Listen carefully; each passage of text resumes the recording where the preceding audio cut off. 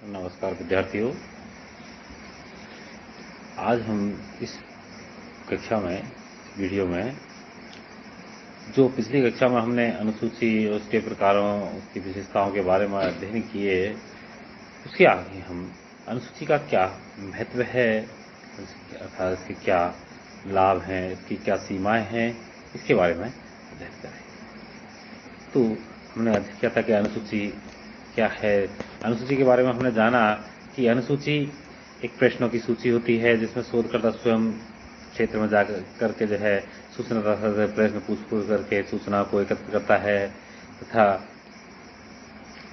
कि उसमें किसी प्रकार का क्रम परिवर्तन करने की उसे छूट नहीं होती। वो एक निश्चित प्रपत्र या परफॉर्मा होता है जिसमें क्रमबद्ध रूप से प्रश्न जो है रखे जाते हैं और इनको उत्तरदाता से प्रत्यक्ष साक्षात्कार या प्रत्यक्ष या व्यक्तिगत संपर्क द्वारा आमने सामने बैठकर अनुसंधानकर्ता स्वयं जो है जाकर के भरता है या अपने प्रतिनिधित्व से भरवाता है। इसके अलावा अनुसूची का जो प्रयोग है वो शिक्षित और अशिक्षित दोनों ही प्रकार के उत्तरदाताओं के लिए बड़ी आसानी से किया जा सकता है। अनुसूची प्रश्नों का एक निश्चित क्रम होता है जो किसी प्रकार के परिवर्तन की छूट जो है अवलोकनकर्ता को नहीं होती।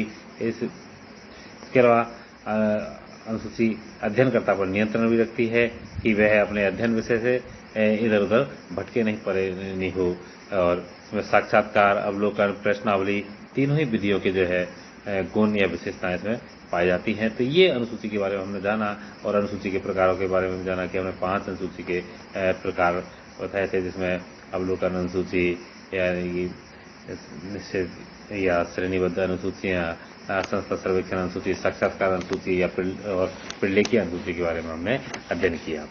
अब अनुसूची का अनुसंधान में क्या महत्व है, क्या लाभ है, इसके बारे में आइए हम जानते हैं। तो निश्चित रूप से अनुसूची सामाजिक सर्वेक्षण, सामाजिक अनुसंधान का एक महत्वपूर्ण साधन बन गई है और प्रश्नावली के आधार पर यथार्थपूर्ण और विश्वसनीय सूचनाएं नहीं मिल पाती, इसलिए भी जो है अनुसूची का महत्व ज़्यादा बढ़ गया है, क्योंकि इस प्रणाली में अवलोकन की प्रक्रिया को भी साथ साथ अपनाया जाता है। इसलिए अत्यधिक स्वीकार्यता, विश्वसनीयता इस प्रणाली की अधिक बढ़ गई है। और अनुसूची राज्य वैज्ञानिक या शोधकर्ताओं के अनुसंधान कार्य का आज प्रमुख एक सहारा बन गई है। उसके द्वारा शोधकों को वास्तविक और ठोस तथ्यों की प्राप्ति हो जाती है। अनुसूची का प्रयोग करते समय या प्रश्न उसके संबंध प्रश्न पूछते समय प्रश्न के वातावरण और उत्तरदाता के परिवेश का अवलोकन करने का भी मौका मिलता है। प्रश्न निश्चित और विशिष्ट होते हैं, इसके कारण उत्तर भी स्पष्ट और अध्ययन विषय संबंध और वास्तविक मिल जाते हैं। साक्षात्कार जब करते समय प्रश्नकर्ता तथा उत्तरदाता दोनों आपस में संपर्क होता है, दोनों आपस में मिल जाते हैं और उनके मध्य वर्तमान जो अविश्वास है या कोई भी शंका या संकोच है वो सब जो है बैठ करके दूर हो जाता है और वो उन्मुक्त वातावरण में जो है वातावरण में बिना मन की बातों को छिपाए विचारों का आदान प्रदान बड़ी आसानी से करने लग जाते हैं। तो ये अनुसूची का एक बड़ा महत्व माना जाता है। और अनुसूची प्रक्रिया में एक बात और है कि शोधक या साक्षात्कारकर्ता अपने व्यक्तित्व और कौशल का पूरा प्रभाव डाल करके और अनेक महत्वपूर्ण बातों को भी जो से उगलवा लेता है, निकलवा लेता है, जिससे सामान्यतः सूचनादाता बिल्कुल ही नहीं कहता, लेकिन जब आमने सामने जाता है तो कई बातों को वो आसानी से निकलवा लेता है। और अनुसूची के सहारे प्रश्नकर्ता अवलोकन शक्ति, आत्मविश्वास, साक्षात्कार कौशल इत्यादि में अत्यधिक वृद्धि कर पाता है। इसके द्वारा जो तथ्य संग्रहण की जो प्रक्रिया है संक्षिप्त, सुनिश्चित और लेखबद्ध हो जाती है। और अनुसूची की सबसे बड़ी विशेषता तो ये है कि मानवीय तत्व अर्थात मनुष्य और मनुष्यों के मध्य संबंधों का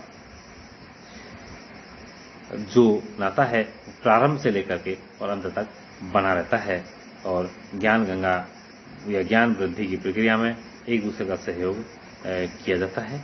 तो अनुसंधान की एक लेन देन अथवा विचार के आदान प्रदान की एक प्रक्रिया बन जाता है। तो अनुसूची के संबंध में जो महत्व या जो लाभ हैं उनके बारे में हम बिंदु वाइज जान लेते हैं। तो नंबर 1, इससे व्यक्तिगत संपर्कों की स्थापना बड़ी आसानी से संभव होती है। यानी कि अनुसूची का सबसे बड़ा गुण या सबसे बड़ा लाभ यह है कि क्षेत्रीय अनुसंधानकर्ता स्वयं क्षेत्र में जाता है और वहां भिन्न भिन्न वर्ग के व्यक्तियों के साथ उस संपर्क साधता है। और इससे ये फायदा होता है कि अनुसंधानकर्ता और सूचनादाता के मध्य अपनत्व की भावना होती है, आपस में एक दूसरे को समझने का मौका मिलता है और वो स्वाभाविक ढंग से प्रश्नों के उत्तर आसानी से निकल पाता है। तो सूचनाएं बड़ी आसानी से प्राप्त कर पाता है। नेक्स्ट, इसके द्वारा अनुसूची के द्वारा जो है अध्ययन क्षेत्र के बारे में ठोस और वास्तविक सूचनाएं एकत्र करने में आसानी होती है। अनुसंधानकर्ता सामग्री के संग्रहण के साथ साथ तथ्यों का अवलोकन भी करता है, जिससे वास्तविक स्थिति और इसके सामने जो भी व्यवधान आते हैं वो अपने आप में स्पष्ट हो जाते हैं। नेक्स्ट, प्रश्नों का स्पष्ट और वास्तविक उत्तर अनुसूची के माध्यम से ही संभव होता है, क्योंकि अनुसंधान की जो अनुसूचियां होती हैं उनके माध्यम से जो अनुसंधान करता है वो अनुसंधान के क्षेत्र में अपनी शक्ति में वृद्धि तो करता ही है, लेकिन इसके साथ साथ प्रश्नों के स्पष्ट और सही उत्तर अनुसूची में आसानी से मिल जाते हैं। कठिन प्रश्नों का स्पष्टीकरण भी जो है हो जाता है और सूचनादाता प्रश्न का सही और संभावित उत्तर बड़ी आसानी से प्रदान कर देते हैं। तो इस प्रकार अनुसूची का ये मतलब महत्व है। नेक्स्ट, अवलोकन की जो शक्ति है उसमें भी वृद्धि होती है। तो अनुसूची के द्वारा अनुसंधानकर्ता की जो अवलोकन शक्ति है उसमें वृद्धि हो जाती है या हो सकती है, क्योंकि इसके पीछे एक कारण है कि एक प्रकार की जो प्रश्न सूची को साथ लेकर के वो चलते हैं वो, तो उस प्रश्न सूची के बारे में भिन्न भिन्न प्रकार के व्यक्तियों से भिन्न भिन्न प्रकार के आंसर उससे प्राप्त होते हैं। तो इस प्रकार वो सूचना एकत्र करता है और इसके लिए भिन्न भिन्न प्रकार की सूचनाएं प्राप्त कर सकता है। नेक्स्ट, इसे अवलोकन के द्वारा अवलोकन के साथ साथ लेखबद्ध भी किया जा सकता है। तो अवलोकन एवं लेखन क्रिया में भी ये सहायक है। अनुसूची का जो महत्व है वो जो दूसरी प्रणाली है, साक्षात्कार है, प्रश्नावली है, उनसे ज्यादा इसलिए है क्योंकि इसमें तथ्यों के जो अवलोकन के साथ साथ उन्हें लिख भी लिया जाता है और अनुसंधानकर्ता क्षेत्र के बारे में प्राप्त समस्त सूचनाओं के बारे में हर बात को याद नहीं रख सकता, इसलिए उन्हें यदि वो लिखेगा नहीं तो भूल जाएगा। इसलिए अनुसंधानकर्ता अनुसूची में तथ्यों के संग्रह के साथ साथ प्रत्येक बात को लिपिबद्ध कर लेता है और इसके कारण ये जो है एक महत्वपूर्ण विधि बन गई है। अब नेक्स्ट, अवलोकन में जो है प्रमाणिकता अधिक पाई जाती है। अनुसूची के माध्यम से यदि अवलोकन किया जाए तो प्रमाणिकता ज्यादा होती है। इसीलिए लुंडबर्ग ने भी कहा है कि अनुसूची विभिन्न अवलोकनकर्ताओं के अवलोकन की प्रमाणिकता और यथार्थता सिद्ध करने का कार्य करती है। नेक्स्ट, गहनतम अध्ययन अनुसूची के माध्यम से संभव है, क्योंकि अनुसूची में अनुसंधानकर्ता अलग अलग सूचनादाताओं से अलग अलग समय पर व्यक्तिगत रूप से मिलता है और इसके आधार पर उसे गहराई से अध्ययन करने में सहायता मिलती है। यह बात अलग है कि इसके आधार पर विशाल जनसंख्या का अध्ययन नहीं किया जा सकता। नेक्स्ट, फिर भी यह गहन अध्ययन करने के लिए बहुत ही आवश्यक होती है। नेक्स्ट, स्मरण शक्ति के संचय का ये साधन भी मानी जाती है, क्योंकि इस प्रणाली के आधार पर अनुसंधानकर्ता सूचनादाता के प्रत्येक प्रकार के लक्ष्य को लिपिबद्ध करने के योग्य हो जाता है। नेक्स्ट, अधिकतम प्रश्नों की जो है बड़ी आसानी से उत्तर मिल जाते हैं और उनकी प्रश्नों की प्राप्ति संभव हो पाती है। इसलिए कहते हैं कि 100% मात्रा में सफलता जो है अनुसूची की संभव होती है। अनुसूची के माध्यम से 100% जवाब मिल जाते हैं, क्योंकि उत्तरदाताओं को मोटिवेट भी किया जाता है, मोटिवेट करके उनसे उत्तर निकलवाया जाता है। तो ये सुविधा प्रश्नावली में नहीं है, जबकि किसमें है, अनुसूची में होती है। तो नेक्स्ट, इसमें पक्षपात या अपने विचारों की संभावना जो है कम रहती है। प्रश्नावली की तुलना में अनुसूची में पक्षों को कम करने या कम से कम मात्रा में संभावित माना जा सकता है, क्योंकि तथ्य अधिक मात्रा में मिलने के कारण अनुसंधानकर्ता को अपनी तरफ से तथ्यों में किसी प्रकार की कोई व्यक्तिगत बातों को जोड़ना नहीं पड़ता। और जबकि दूसरी जो प्रणाली है जैसे कि प्रश्नावली है, तो इसमें इस बात कम मात्रा मिलती है कि अनुसंधानकर्ता की जो अभिमतियां हैं पक्षों का सहारा उसे लेना पड़ता है। इसके अलावा सांख्यिकीय विश्लेषण में जो है आसानी होती है। अनुसूची के अंतर्गत प्रश्न जो है क्रमबद्ध होते हैं और क्रमबद्ध उनका उत्तर लिखा जाता है। इसके कारण विशेष प्रकार के तथ्य तो सूचनाएं बड़ी आसानी से एकत्रित हो जाती हैं और संकलन तथा सारणीयन करना भी आसान हो जाता है। तो सुविधा की दृष्टि से इन उत्तरों को सांख्यिकीय सूत्रों के अंतर्गत भी प्रयोग या सांख्यिकीय विधि के अंतर्गत भी प्रयोग किया सकता है। तो इस प्रकार अनुसूची का अनुसंधान में बहुत अत्यधिक महत्व है। इसी आधार पर अनुसंधान के इन क्षेत्रों का निर्धारण भी बड़ी आसानी से किया जा सकता है और अनुसंधान को एक वास्तविक और यथार्थ रूप प्रदान किया जा सकता है। अब बात करते हैं अनुसूची की क्या सीमाएं हैं, उसकी या क्या दोष हैं, क्योंकि अनुसूची में कुछ ऐसे सार्वजनिक प्रश्न बनाना अत्यधिक कठिन हो जाता है जिनके शब्दों के अर्थ सभी सूचना एक तरह से लगाए जाए। तो यानी कि हर सिक्के के दो पहलू नहीं हो सकते, इसलिए दो पहलू होते हैं, एक अच्छा और एक बुरा। तो अच्छा ही हमने जान ली, गुण जान ली, अब जो दोष भी तो कौन कौन से हैं। एक तो इसमें खर्च अधिक होता है, ये खर्चीली पद्धति है। तो अनुसूची प्रणाली जो है प्रश्नावली की तुलना में अधिक खर्चीली या महंगी पद्धति है। इसका के पीछे सबसे मुख्य कारण यह है कि अनुसंधानकर्ता ज्यादा रखने पड़ते हैं तथा अनुसंधानकर्ता को बार बार क्षेत्र में जाना पड़ता है, उपस्थित होना पड़ता है, इसलिए खर्चे अनावश्यक रूप से बढ़ जाते हैं। दूसरी बात, सीमित क्षेत्र में अध्ययन संभव होता है। इस विधि में संगठन संबंधी समस्याएं उत्पन्न हो जाती हैं। इसका दोष ये भी दोष माना जाता है कि अनुसंधान का क्षेत्र जो विस्तृत जो होता है तथा सूचनादाता बिखरे हुए क्षेत्रों में रह रहे हों तो कार्यकर्ताओं के प्रशिक्षित होने पर वह तथ्यों का संग्रहण नहीं कर पाते हैं। अर्थात अनुसूचियों का जो प्रयोग है समाज की विभिन्न समस्या के अध्ययन के लिए नहीं किया जा सकता, जबकि दूसरी जो विधियां हैं जैसे प्रश्नावली विधि है तो इसका प्रयोग बड़ी आसानी से संपूर्ण समाज की समस्याओं के लिए किया जा सकता है। नेक्स्ट, कार्यकर्ताओं की उपस्थिति उत्तरदाता को प्रोत्साहित करने के साथ साथ सभी पक्षों में जो सहायक होती है। और नेक्स्ट, अधिक समय लगता है इसमें, इसलिए भी यह दोषपूर्ण है, क्योंकि सूचना एकत्रित करने में वहां जाना पड़ता है, धन भी खर्च होता है अधिक। तो साक्षात्कार दाता के साथ बैठकर के साक्षात्कार करना पड़ता है, जो विचारधारा को प्रकट करने में हिचकिचाहट भी एहसास करते हैं और वो जल्दी से आंसर नहीं देते, तो इसलिए अधिक समय इसमें लग जाता है। और विस्तृत क्षेत्र का अध्ययन अनुसूची के माध्यम से संभव नहीं है। यह भी एक इसका दोष है कि अनुसूची एक ऐसा साधन माना जाता है जिसका प्रयोग समाज के एक भाग की समस्या के लिए बड़ी आसानी से किया जा सकता है, लेकिन यदि संपूर्ण जनसंख्या, संपूर्ण समाज या समूह या जीवन के विभिन्न पहलुओं के बारे में यदि अध्ययन करना है तो इसके द्वारा अध्ययन करना एक कठिन कार्य हो सकता है। नेक्स्ट, शिक्षित और सांस्कृतिक स्तर के लोगों के लिए जो है प्रश्न स्पष्ट नहीं होते हैं, तो इसलिए कह सकते हैं कि सभी स्तर के लोगों के लिए समान रूप से सरल और स्पष्ट प्रश्न बनाना एक कठिन कार्य है। इसलिए अनुसूची में यह कमी पाई जाती है कि जो भी प्रश्न बनाए जाते हैं वो भिन्न प्रकार के मानसिक स्तर के अनुसार नहीं बनाए जाते, एक रूपता से बना दिए जाते हैं, इसलिए वास्तविक तथ्य एकत्र करना संभव नहीं हो पाता है।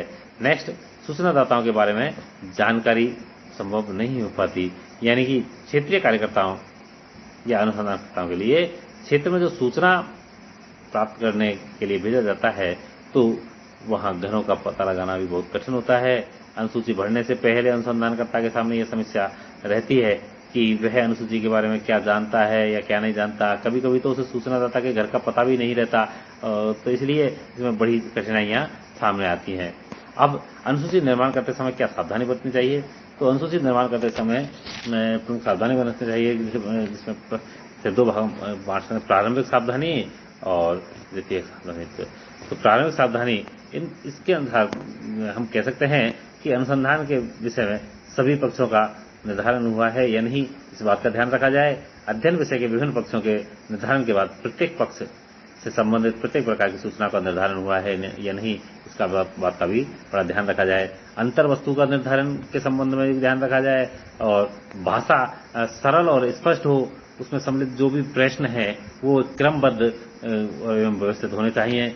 और अनुसूची का प्रयोग करने से पूर्व अनुसूची के संबंध में जो जानकारी प्राप्त करने जो जा रहे हैं, साक्षात्कार करने जा रहे हैं, उन्हें भी आपसे प्रशिक्षण या उनकी परीक्षा ली जानी चाहिए। दूसरी बात, अनुसूची के भौतिक सत्यापन से संबंधित जो सावधानियां हैं वो कौन कौन सी हैं, तो आइए उनके बारे में जानते हैं। कि कागज के संबंध में, तो अनुसूची निर्माण के लिए जिस कागज का प्रयोग किया जाए वह अच्छी क्वालिटी का हो, अच्छी किस्म का हो, क्योंकि अच्छी क्वालिटी के कागज का यदि हम प्रयोग करेंगे तो अनुसूची का जो कलेवर है, अनुसूची का जो शो है वो अच्छी लगती है, उसका शो बढ़ जाता है और लिखने में भी सुविधा रहती है। यदि घटिया कागज है, जो साफ कागज नहीं है, ये तो कई बार, और या हल्का कागज है तो उस पर कई बार स्याही भी फैल जाती है या कोई वो जो है फट जाता है, कई समस्याएं खड़ी होती हैं, लिखाई उसमें स्पष्ट नहीं आती, तो ये भी समस्या होती है। तो इसलिए कागज बढ़िया होना चाहिए। नेक्स्ट, अनुसूची का जो आकार है वो एक तरह से प्रमाणिक होना चाहिए, स्टैंडर्ड आकार की होनी चाहिए। कि स्टैंडर्ड आकार से तात्पर्य ना तो बहुत छोटी हो ना ही बहुत ही बड़ी हो, सीमित और लिमिटेड आकार की होनी चाहिए। जैसे 5 इंच चौड़ाई, 8 इंच लंबाई या 8x11 की जो है उस सीट पर जो है ये तैयार की जाए। तो ये आकार से संबंधित सावधानी है। और इसके अलावा साइड में हाशिया जो है दोनों तरफ छोड़ा जाए, ये भी सावधानी रखनी चाहिए। कई बार तो कई लोग हाशिया नहीं छोड़ते, तो वो भी जरूरी है, क्योंकि नोट टिप्पणी वगैरह करने के लिए वो जरूरी होता है। तो बाईं ओर का हाशिया चौड़ा हो तथा दाईं ओर का हाशिया सकड़ा होना चाहिए। इसके अलावा स्पेस छोड़ना, स्थान छोड़ना, तो अनुसूची के प्रश्नों के बाद इतना स्थान छोड़ा जाना चाहिए कि उन प्रश्नों का आसानी से उत्तर उसमें जो है समाहित हो जाए, भर सकें। तो इस प्रकार प्रत्येक प्रश्न के बाद पर्याप्त स्थान जो है उत्तर लिखने के लिए छोड़ देना चाहिए। इसके अलावा अनुसूची की जो प्रिंटिंग है, छपाई जो है वो भी एक अच्छी होनी चाहिए, आकर्षक हो, स्पष्ट हो और वह पृष्ठ के एक ही तरफ होनी चाहिए। ऐसा नहीं कि दोनों तरफ कर दे, तो उससे क्या कि दूसरी तरफ का जो है दूसरी तरफ जो दिखाई देता है सबका, तो वो एक खराब दिखता है, उसमें कई बार समस्या भी खड़ी होती है।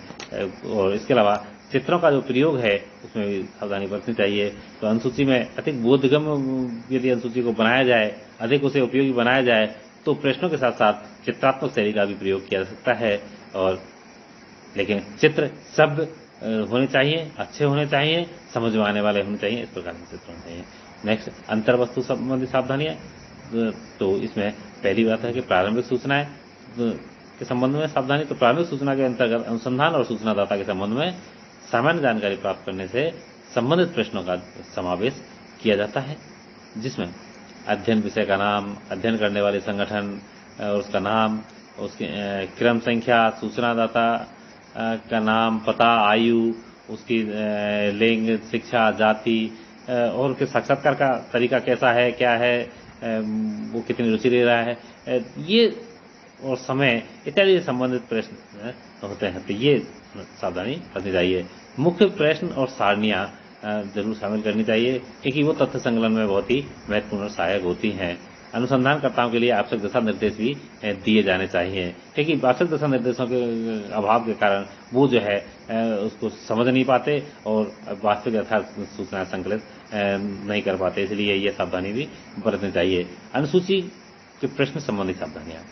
तो अनुसूची में जो प्रश्न होते हैं, जो प्रश्न वो उस संबंध में हम निम्न सावधानियां प्रस्तुत करते हैं। यानी कि एक तो ओपन क्वेश्चन से संबंधित होता है। ये वे प्रश्न है जिनका जनमत जानने के लिए प्रयास किया जाता है और उत्तरदाता किसी भी तरह से अपने मत को व्यक्त करने की स्वतंत्रता रहती है, किसी प्रकार का कोई बंधन नहीं होता। नेक्स्ट, स्ट्रक्चरल क्वेश्चन यानी संयोजित प्रश्न। तो इस प्रकार के प्रश्नों से उत्तरदाता बंधा रहता है और उसे कुछ उत्तरों में से एक उत्तर के साथ उतनी सहमति व्यक्त करनी होती है। जैसे मल्टीपल क्वेश्चन होता है तो उसमें ये चीज होती है, तो कोई सा भी चुनना पड़ता है। दोहरे प्रश्न, जब किसी प्रश्न के 2 उत्तर हो सकते हैं तो उन प्रश्नों को अनुसूची के प्रश्नों में यदि सामने लिख दिया जाता है तो दोहरा प्रश्न कहलाता है।